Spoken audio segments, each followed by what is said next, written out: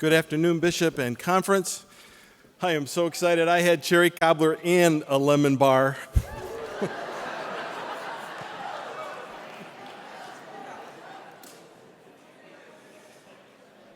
You all have a handout. If you don't, you'll want to grab one of those on the way out. You don't need to necessarily refer to it. If it gets boring, it gives you something to read. I'm guessing it's not going to get real boring. The past few years, I've composed this speech as a list of thank yous, program descriptions, facts, and figures. You can read all those details in that handout or in the Volume 1 report. I begin with a deep word of appreciation to my wife, Linda. Her personal witness of daily sacrificial living and compassionate caregiving touches my soul, and as my best friend, she inspires my heart. You and I are also supported week in and week out by our excellent connectional ministry staff. They are Laura and Pam and Kathy and Kiri and Sherry and George and Gary and Naomi and Mark and Kay and Jim and Valerie. Will you give them a round of applause, please?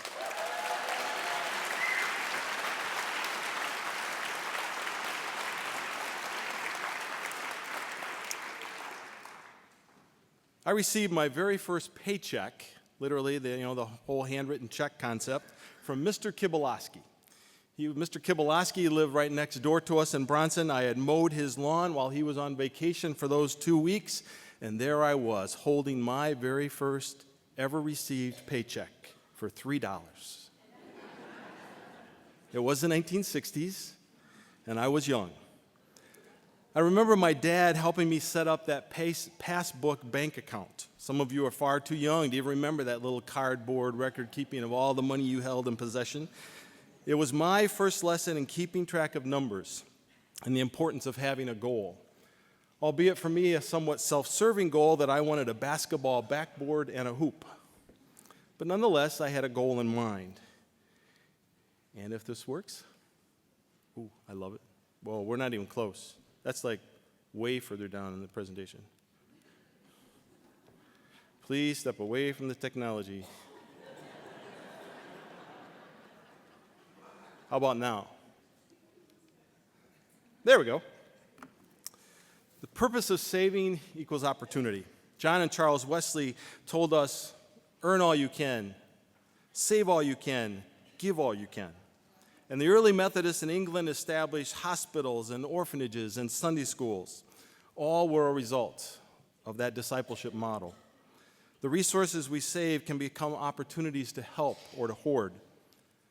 The conference leadership team has committed some resources from conference reserves, some of that money saved, to fund the executive director of camping position for 2014.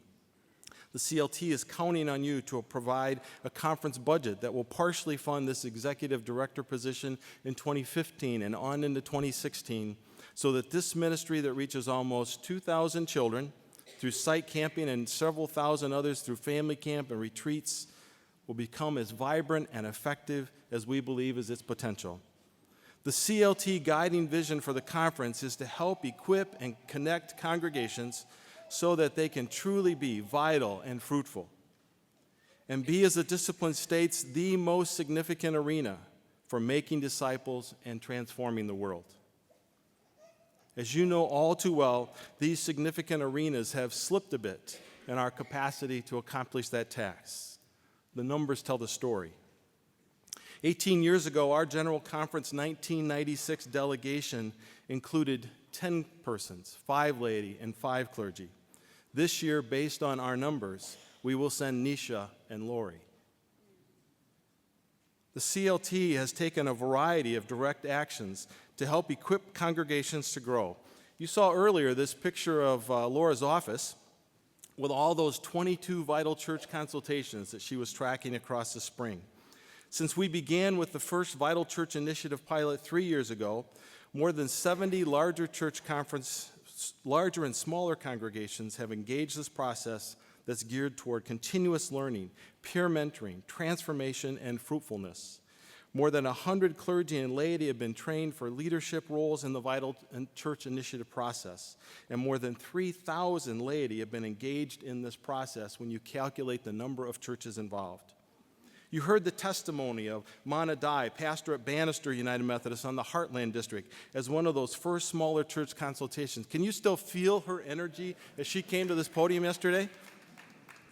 Those prescriptions often include encouragement to improve on the most simplest areas. Vision, just have one, and then have a clear one.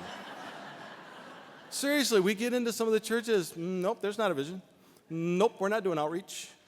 Spiritual formation and intentional discipleship process. Welcome your guests.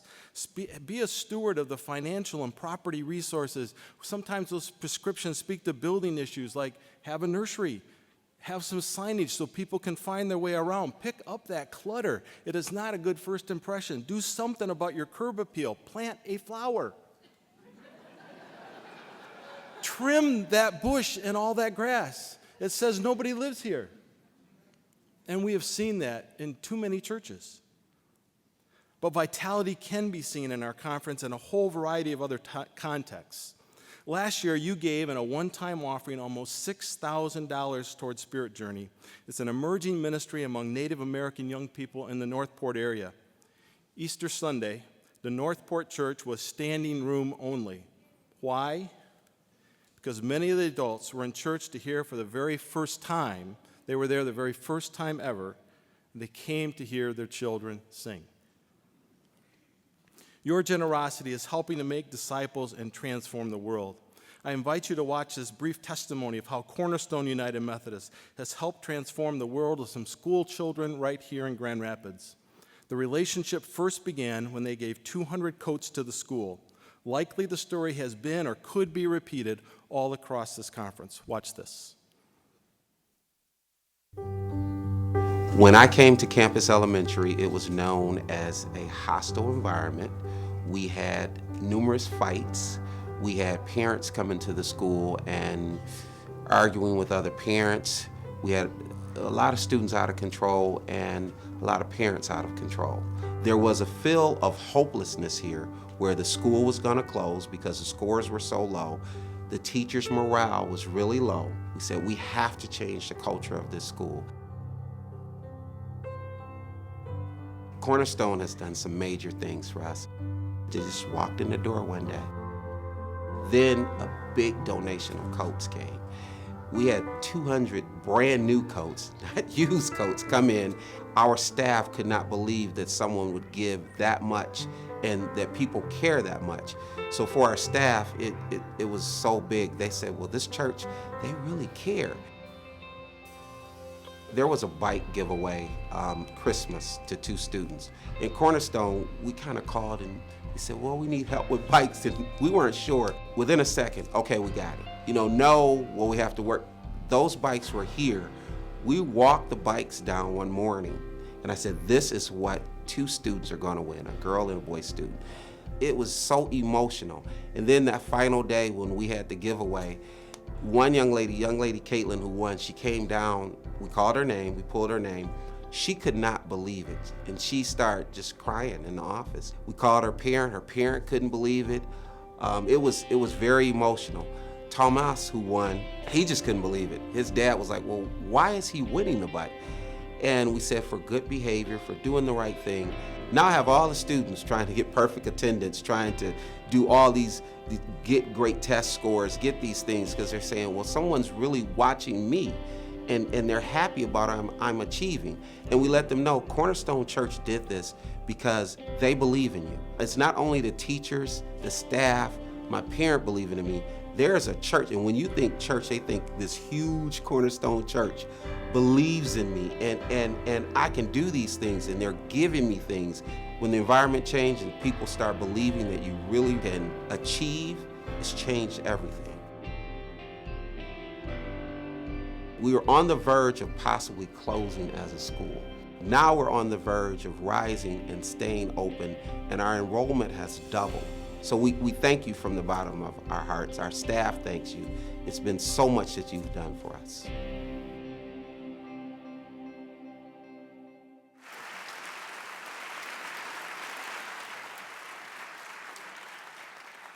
Releasing our gifts into the flow of God's power is an act of trusting God to provide for us and to multiply those gifts all at the same time. You saw in that earlier CFA report that Sue Cobb gave at the very beginning of conference that if every household across our United Methodist communities were to tithe, the ministry share rate would only need to be 10%, and our conference budget would have $11 million of resources every year. So let me talk a little bit about giving. Manna was a resource the Israelites trusted God to provide. God provided that manna daily. In Exodus 16, you read, the people are to go out every day, gather enough for the day, and then on that sixth day, they're to prepare what they bring in, and that's to be twice as much as they gathered the other day. Why? So that they could rest on the Sabbath. You go on a little further, though, in Exodus, and it says some of them paid no attention to Moses. They kept part of the manna, and what happened the next morning was it was full of maggots, began to stink. Gather and keep more than is necessary, and it rots. How many times have you forgotten that you had something stored away because you thought it was so precious, just needed to hang on, needed to just clutch to that, it's so precious, only to discover it later and find it absolutely unusable? A habit of giving yields for us perspective. The people of Israel had crossed across the Jordan River, they left behind the wilderness, and they had entered into this land of plenty. Deuteronomy 8:17 was this reminder to keep God's commandments, lest we forget that not by our power and our might have we acquired this wealth. A habit of giving reinforces the perspective that everything we have belongs to God. And a habit of giving away back to God is a way of establishing that priority of gratitude. And our giving habits take on a whole wide variety of forms. A very vivid childhood memory for me was placing my parents' envelope in that offering plate. It took drawing dots, playing tic-tac-toe, and giving me something to do to keep this kid at peace, and then I became an acolyte. And then they were in the choir. I mean, I just couldn't get away. But that habit of giving was drilled into me. Earning, saving, giving was modeled over and over in my family of origin. Earning, saving, giving is part of the West Michigan Conference DNA. It is who we are, and it is what we do. We are generous, faith-filled people. Giving of the first fruits, whether in plenty or want, healthy or sick, employed or laid aside for a moment, we trust God to provide, no matter what our circumstances. 45 years ago, I was headed into middle school. My father had a surgery that also required 6 weeks of radiation treatment. And that long-term illness for my dad led to a major employment change. It severely limited our household income right as I entered high school. And I saw my parents model this incredible trust in God. I didn't even have a baseball glove as I tried out for that team. I had a little bit of profit from the 3 jobs I was working, mowing lawns, delivering newspapers, and working on the side farm. Side farm kept telling me, Heisler, green side up, green side up.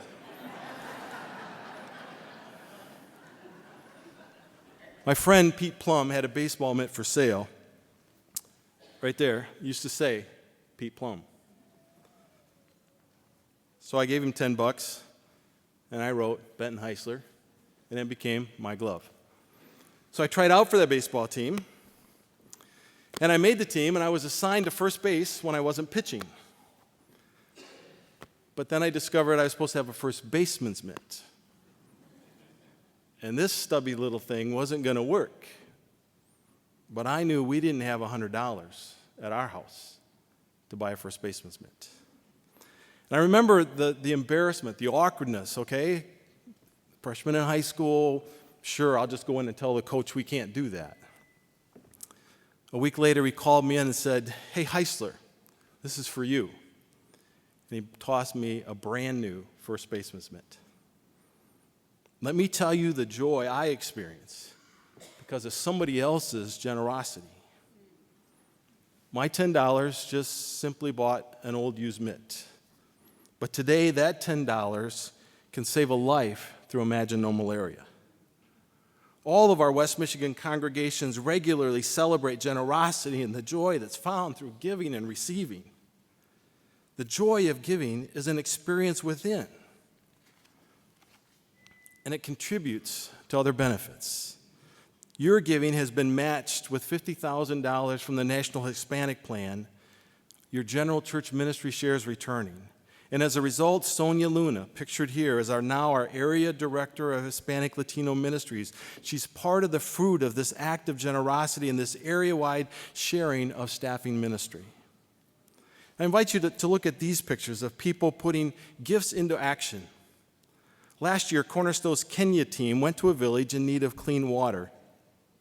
The village had been told by people in the past that they'd get water, but no one ever had fulfilled the promise. Zoe Waters will now be installing a solar pumping system on an existing hand-dug well. That solar pumping system will be installed to help provide water to thousands of refugees and native people living in and traveling through the area.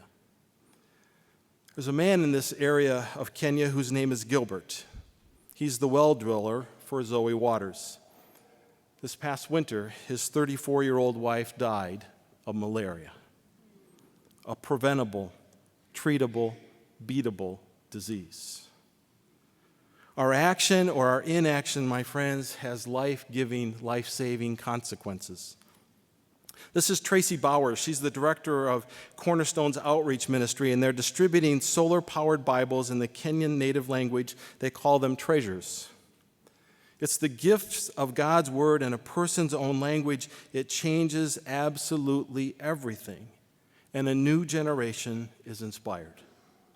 We can estimate that almost 150,000 people will have been exposed to the Bible through this solar-powered Bible distribution. That's nearly the equivalent of all the United Methodists in Michigan. It's the equivalent to the 150,000 we intend to save through Imagine No Malaria. We are helping both save lives from malaria, and we are proclaiming the word of life found in Scriptures.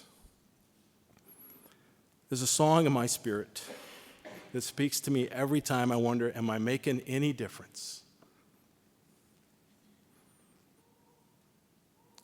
Sometimes I feel discouraged and think my work's in vain. But then the Holy Spirit revives my soul again. There is a balm in Gilead to make the wounded whole. There is a balm in Gilead to heal the sin-sick soul. When you serve faithfully, give generously, and unite around life-giving ministry, West Michigan, you are a balm in Gilead. The blessing of giving and receiving results in the legacy of being a difference maker.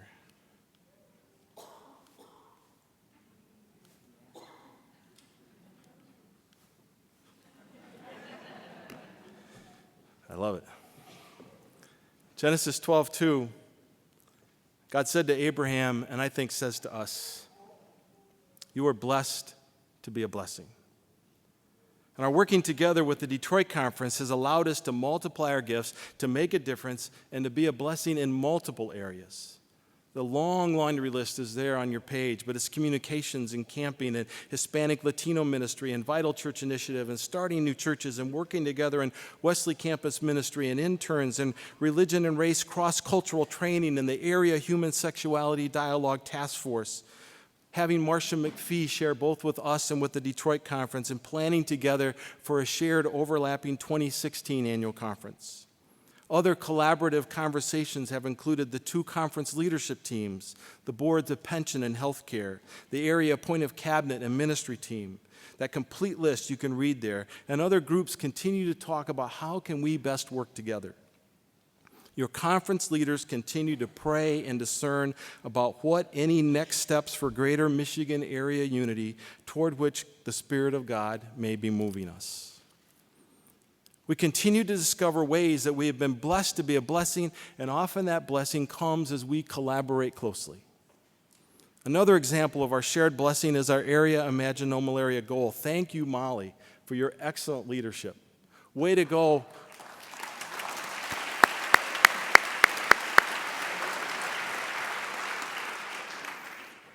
Way to go, Michigan area. 802,000 on our way to 1.5. My friends Ralph and Kathy were missionaries in Africa, and a late evening worship service exposed them and their 2 sons to the killer in the dark known as malaria. They were fortunate enough to have the medicine to treat the disease that was transmitted by the simple bite of a mosquito. This child, his name is Dominguez Antioch, was not as fortunate. Dominguez died just 20 minutes after this photo was taken by an aid worker who was delivering supplies. This vision haunts me as I work on this malaria. This child was alive and died from a preventable disease. When Katie trained Molly and I last August, that entire team in that room was in tears, time after time, as we told our stories, as we realized we can do this. We with the Gates Foundation, we with other United Methodists, we with the Global Health Fund can eradicate this disease. And because as United Methodists we have demonstrated that we care, people most at risk have cared about what we know. And so not only have we been able to distribute nets and healthcare and prevention techniques, but persons have been receptive to hear the gospel. Yesterday, you saw the video of the new congregations in Sierra Leone. They said, "You cared for our bodies, now please help care for our souls." Watch this.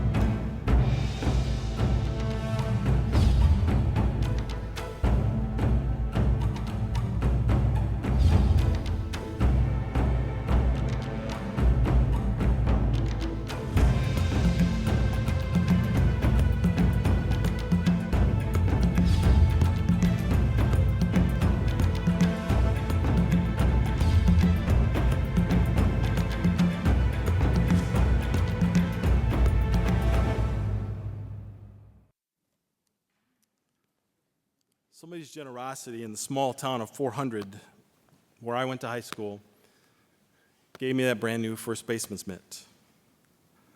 Linda and I have made a 3-year pledge to Imagine No Malaria that will give a healthy life to 400 children someplace.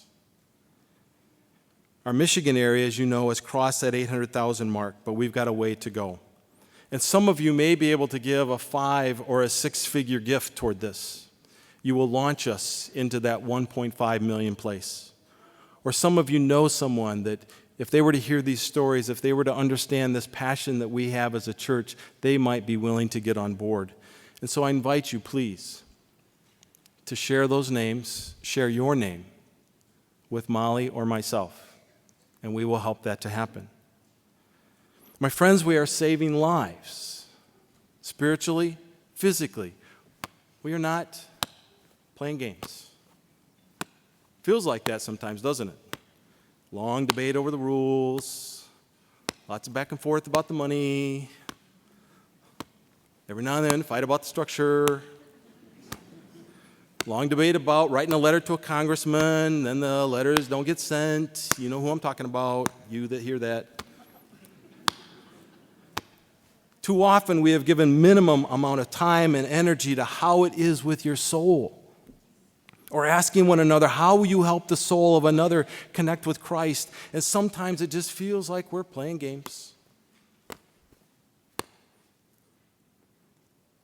Jesus was clear. I came to seek and to save the lost, he said. At times we aren't even willing to maybe admit that we're lost, let alone name that someone else may need the transforming power of the grace of God, and ours is the only voice they may ever hear. Each time I see her face, I wonder, what is she praying? What is her prayer? Perhaps our actions, our decisions, our gifts, God's ministry through us will be the answer to this child and hundreds and millions more. Surely God wants us to be her answer, and there is no turning back. And so I end inviting you again to sing with me. I have decided to follow Jesus. I have decided to follow Jesus. I have decided to follow Jesus. No turning back, no turning back. Thank you, West Michigan.